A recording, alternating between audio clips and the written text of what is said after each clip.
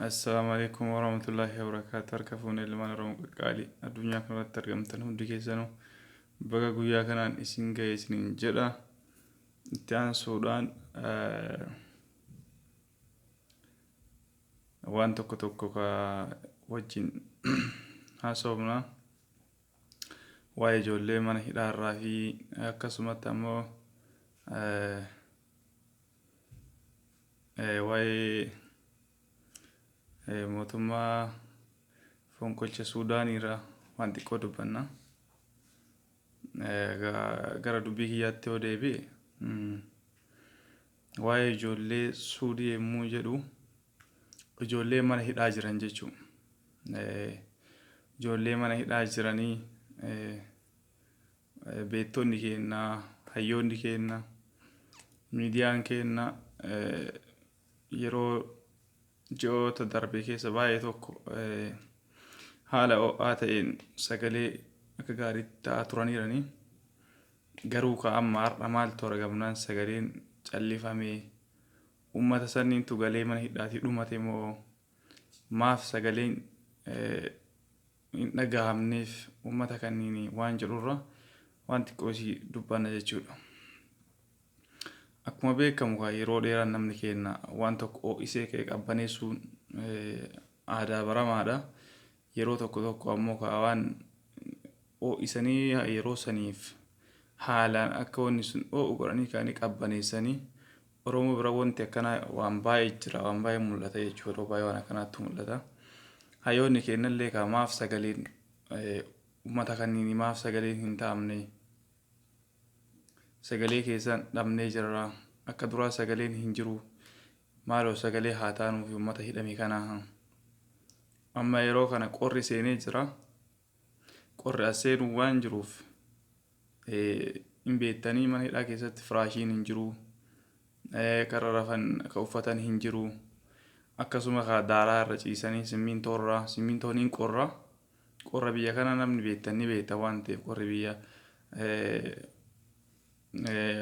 ishee kun hin qorra baay'een isaa kanaafi uummata kanniin maaloo warroonni dura sagalee akka gaariitti uummata kanniin sagalee ta'aa turtan ammallee sagalee ta'aa fi deebi'aa sagalee haa taanuu fi miidhama baay'ee keessa jiranii karra ciisan balaataadha kaartoonii irra ciisanii kaartoonii miti firaashii irraaniyyuu qorri nama seena mana dhaawwanti uffatanii hin jiru. Maaloo kanniiniifuyyuu sagalee haa taanuu fi akkuma dura sagalee taanee haala gaariin addunyaa dhageessaa turetti ammallee sagalee akka gaariitti haa taanuu fi haa dhageessifnuu fi hin callifameera waan ta'eef jechuudha.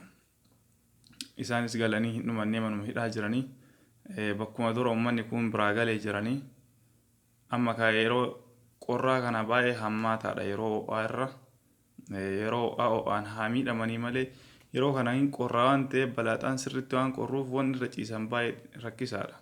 Kanaafuyyuu sagalee haa taanuuf uummata kanniin maaloo Oromoo koo garaa walitti hin jabaatina warroonni miidiyaa gurguddaa harka qabdanillee akkasuma akkuma dura sagalee taataniif ammas sagalee ta'aa fi isiniin jedhaa Oromoo kiyyaa walitti hin jabaatina. Wanti uummanni galee dhumate hin jiru qabsoonis bakkuma san jirtee kunillee qabsoodha.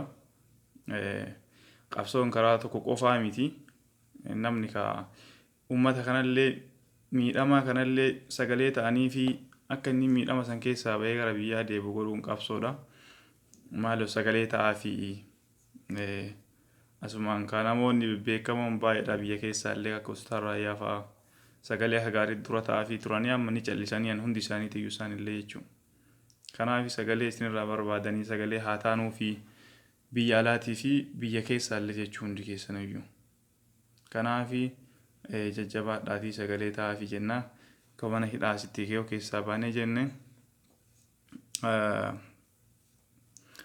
waa'ee mootummaa Suudaanii fonqolcha yeroo lammataaf duukaa Abiyyi illee karabbi walitti aansu Abiyyi illee karabbi akkanuma nu haa godhuu fonqolcha namoonni baay'een arguu jirtan dhageettaniittanii samoona kanaa baay'ee deemuu jira Suudaan keessa Suudaaniin kan namicha dhiyoo tana Abiyyi yeroo abii shuumamellee fonqolcha irra kaasanii kaarraa fuudhanii mana hidhaa geessu jiran namichas amma harka jaraa seenee jira. Ka Abiyyi illee ka waraanatu warroonni kana dhageenye yoo jiraatan jechuudha. Waraanatu wanni jedhe jechuudha fonqolcha irra godhe. Annaa kanaafi ka rabbiin ka Abiyyi illee nu haa dhageessisu. Ka Abiyyi illee asuma rabbitti haa aansu jenna. Namni jabaan jiraateeti isallee ka biyya kana raafamtee dadhabde kana silaa fonqolcha irra wanni jechuun nama hin dhibu. Wanni nama dhibe ka namni jabaan aan kana dalagullee hin jiru waraana keessa jechuudha. Waraanni hundinuu warra garaa bitamtu. Warra bitamteetu namoo ka Tigraay biyyee nyaachiftee akkasitti ka gara rabbii ol ergite. Akkasitti ka amma ka Suudaan illee akkasitti jira ka rabbi ka Itoophiyaa illee ka Abiyyi illee rabbi nu haa dhageessisu samoona. Asumaan ka tanallee du'aa itti goona ka rabbiin waan gammachuu nu haa dhageessisu ka biyya keenyallee qabsoon ka akkuma itti fuufteetti jirti. Keenyallee ka wowoonillee ittuma muddu jira. Gara hundaaniyyuu ka isallee ka dhamaasuma jirani rabbi isaa dhamaasu. Dirooniin ka akkuma fedhallee ture jedhe ka rabbi yoo keessa hin jirre ka wanti hunduyyuu hin ta'u waan ta'eef abdiin kutinaa abdii hin kunnu Oromoon keenya hundi keessanuyyuu hin injifannaa akka kufnetti namnu kufanii achitti hafuutu salphina malee ka numa achii kaanii kufaniiti. Kanaaf maali hunda keenyayyuu ka du'aayii akka walii hin daganne du'aayii haa goonuu fi uummata hidhaa jiru sanillee baay'ee tokko dagatamuu jiranii amma hundi isaaniituyyuu ka akka duraan miti namni hundi isaan jiru. Waa'ee Jawaar fa'aallee dhamtoota keenya hundayyuu jechuun akka duraa namni firii jechuun raanfatee jira.